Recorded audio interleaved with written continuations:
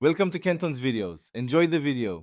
You begin by confirming the model and existing dashboard so you download the right files.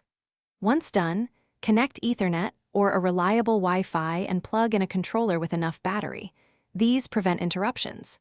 If you prefer offline, format a 1 GB plus USB as FAT32 and label it Xbox 360.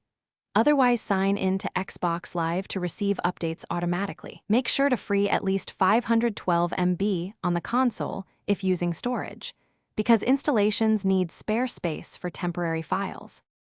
You now execute the update process depending on your choice. If online, verify Xbox Live connectivity and the console will fetch the latest update. Select Install when prompted.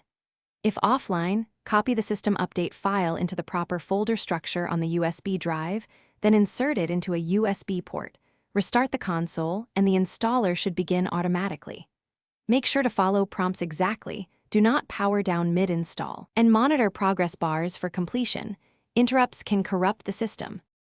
You finish by checking the dashboard version to confirm success, and re-sign into Xbox Live so cloud services resync. If the update failed, try a second attempt with a freshly formatted USB or clear the system cache via Storage Clear System Cache, then redownload. If problems persist, record any error code, fully power cycle the console by unplugging for 30 seconds and attempt again.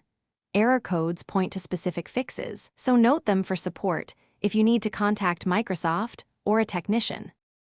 Thanks for watching. Consider subscribing if we helped you.